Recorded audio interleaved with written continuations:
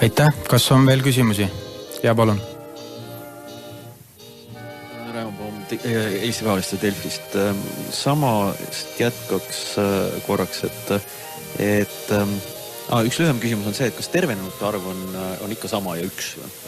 Ja siis jätkaks sellest, et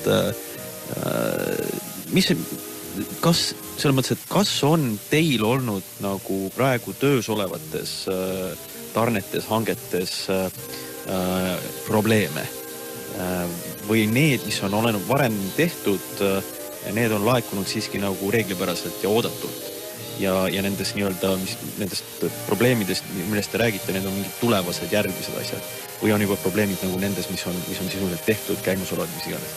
Saab seda täpsustada natuke?